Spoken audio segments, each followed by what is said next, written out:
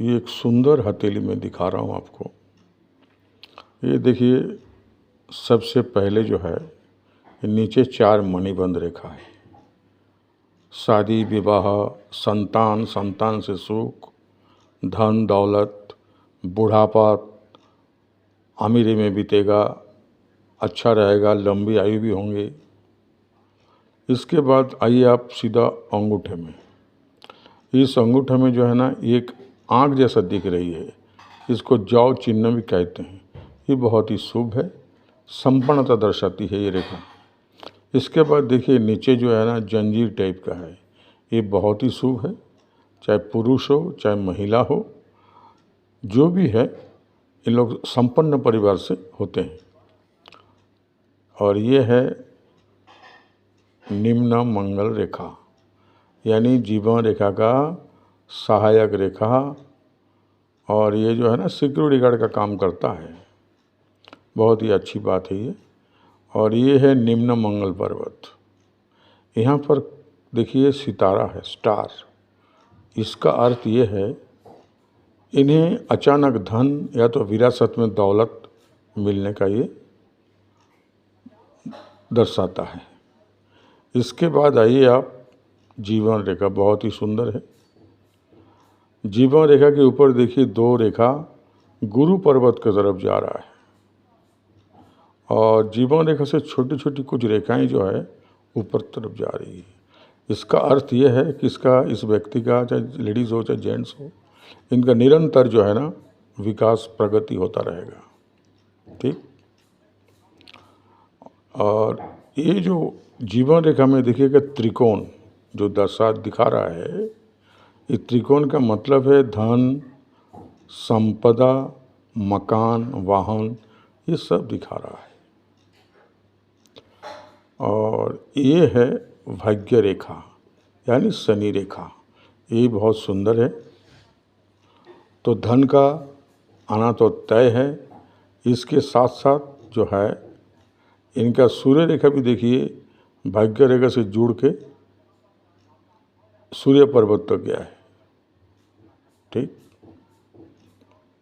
इसके बाद इनका जो सफलता की जो रेखा है, जीवन रेखा को छूकर भाग्य रेखा होते हुए, मस्तक रेखा होते हुए हृदय रेखा तक पहुंच चुकी है।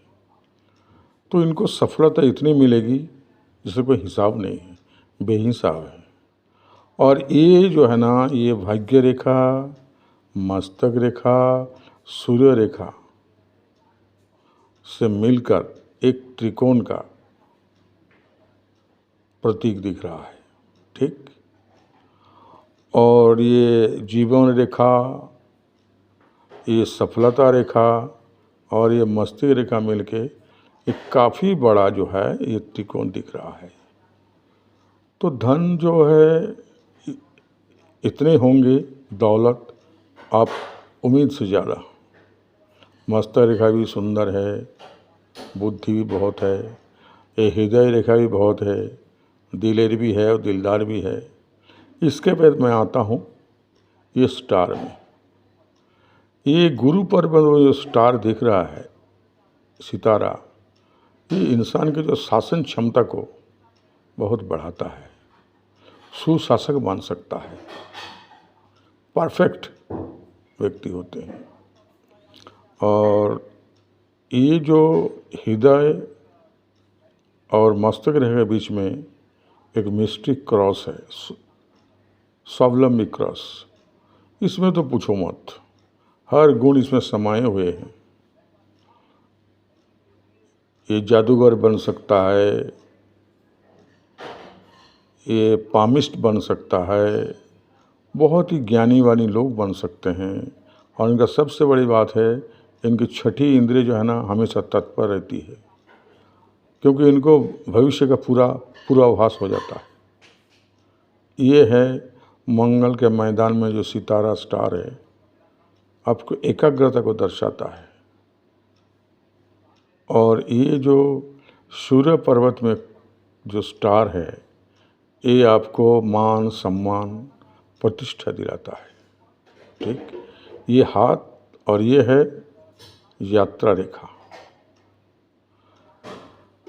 मतलब इसे सफ़र रहेगा, लेकिन पर इसमें ये शो नहीं करता है कि विदेश में ही उनको जाना है या बसना है। विदेश जा सकता है, लेकिन बसने का इसमें कोई अनुमान नहीं लगा सकते। ये अपने देश में ही भ्रमण है, चाहे वो, लेकिन वो काम के कारण भी घूम सकते हैं, पर इसमें नफ़ा ही नफ़ा है, कोई नुकसान नहीं है। पर ये सारे जो रेखाएं हैं, सारे पर्वत बहुत ही सुंदर हैं। तो ये जो है इन्हें अरब खरबपति बनाता है। पर एक चीज़ इसके बीच में एक बात आती है, जहाँ की रुक जाती है बात, वो है ये रेखाएं कितनी भी सुंदर हो, पर्वत कितने भी सामान्य उभार हो, पर तभी 100% आपको मतलब इसको पूर्णतया सफल बनाएंगे कौन? ये हथेली का रंग, रंगत गुलाबी होनी चाहिए। हथेली का जो बीच वाला पोर्शन है ये अधिक गड्ढा नहीं होना चाहिए। हाथ का जो गठन है सुडौल होना चाहिए। ऐसा नहीं कि एबड़ खबड़ हो गया और उंगलियों के नास दिख रही हैं और उसकी हड्डियां दिख रही हैं, सुकड़े सुकड़े हैं हथेली। तो इसकी जो ये रेखाओं का जो और ये पर्वत का जो प्रभाव है ये 50% हो जाता है। और उंगलियां जो है लंबी होनी चाहिए, और ये छोटी उंगली है ये जो है अनामिका तीसरी उंगली के रेखा के बराबर या तो रेखा के ऊपर होना चाहिए छोटी उंगली। ये जो है ना सम्राट की तरह जीता है जिसके हाथ में हो। पर वही बात मैं कह रहा हूँ, हाथ सुडल होना चाहिए, गुलाबी रंग होना चाहिए हथेली, एबड़ खबड़ नहीं होना चाहिए, सूखी नहीं होनी चाहिए, उंगलियां से हड्डी दिख रही है, नासें दिख रही हैं, और ये जो राहु का क्षेत्र है ये अधिक गड्ढा है। तो ये सब जितने भी हैं जो अच्छे हैं वो सब 50% प्रभाव को नष्ट कर देता है। इसलिए इस चीज़ का भी ख्याल रखना बहुत ज़रूरी है। धन्यवाद।